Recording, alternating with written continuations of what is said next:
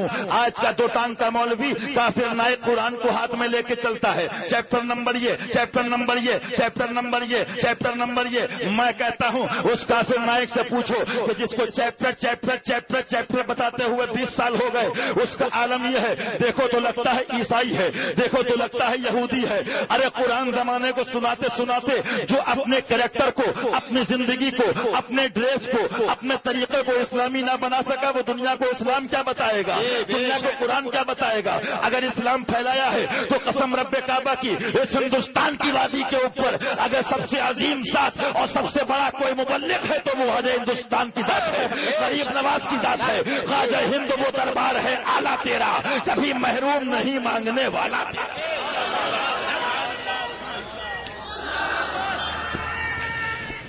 یا رسول اللہ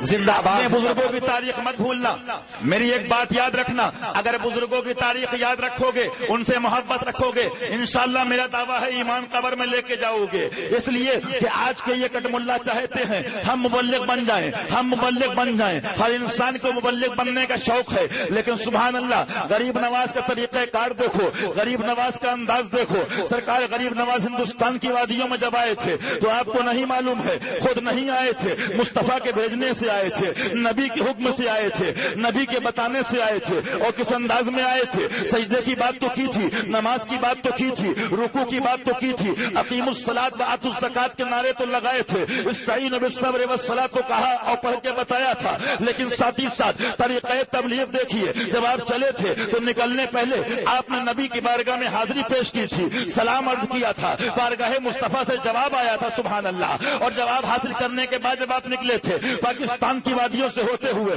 لاہور کی دھرتی سے ہوتے ہوئے داتا گنج بخش لاہوری کے مزار پہ گئے تھے، اور حاضری دینے کے بعد جب وہاں سے نکلے تھے تاکہ زمانے میں جو غریب نواز کو یاد رکھے اس کو یہ بھی یاد رہے کہ کافر نائک تبلیغ کیا کرے گا، جو نماز کی بات تو کرتا ہے، غوث اعظم سے دور کرتا ہے، نماز کی بات تو کرتا ہے، نبی سے دور کرتا ہے، اور کہتا ہے محمد صاحب کو تو ماننا بھی حرام ہے، مان اللہ رب العالمین۔ میں کہتا ہوں مسلمانوں تمہاری غیرت ایمانی مر گئی ہے، جو اس کی فیل میں جائے، جو اس کی تقریب میں جائے وہ گناہ گار ہے، وہ فاسق ہے، اس کی محفل میں جانا حرام ہے، اس لیے کہ نبی کی توہین کرنے والا ہے، نبی کی گستاخی کرنے والا ہے، وہ تو نبی کی بارگاہ ہے، وہ تو رسول کی بارگاہ ہے، یہ نبی نہ تھے، یہ رسول نہ تھے، لیکن خواجہ پاک جب تبلیغ کرنے نکلے ہندوستان ہی کا نہیں بلکہ ایشیا کا سب سے بڑا مبلغ جب نکلا اور وہاں پہ چلا کرنے کے بعد سرکار کی بارگاہ سے چلے ہیں تو فیض کے دریا کھولتے ہوئے اپنے زمانے پاک سے اعلان کرتے ہوئے زمانے کو بتا دیا کہ صحیح تبلیغ یہ ہوتی ہے کہ سر جھکے خدا کی بارگاہ میں،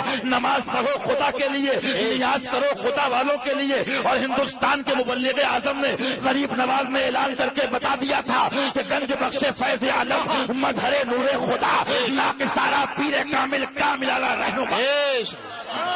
میرے غریب نواز تبلیغ کرنے آئے، اور ایسی تبلیغ کہ ہم ہی نہیں ہمارے بڑوں پر احسان ہے ان کا، ہماری نسلوں پر احسان ہے ان کا۔ بتاؤ کون ہے مسلمان جو بالواسطہ یا بلا واسطہ ان سے فیض نہ حاصل کیا ہو؟ الحمدللہ ہمارا عقیدہ ہے، لیکن مسلمانوں ذرا سوچئے، آج کوشش یہ ہوتی ہے بزرگوں سے دور کر دو، معلوم کیا ہوا؟ جب بزرگوں سے دور کرو گے تو ان کے طریقے سے بھی دور ہو جائے گا۔ ذہن کو حاضر کیجئے، ورنہ اگر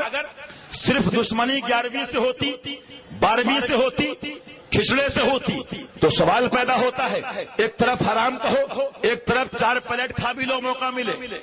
ایک طرف ناجائز کہو، ایک طرف کھچڑا کھا بھی لو۔ معلوم کیا ہوا؟ ان کے یہاں فاتحہ ان کے فتوے میں دلانا حرام و ناجائز ہے، کھانا جائز ہے۔ معاذ اللہ، ان کا مذہب دیکھیے آپ، اس لیے انہیں معلوم ہے اگر غوث کی 11ویں ہوگی، نبی کی 12ویں ہوگی، خواجہ کی 6ٹھی ہوگی تو جو نئے بچے گھر میں ہیں وہ بھی پوچھیں گے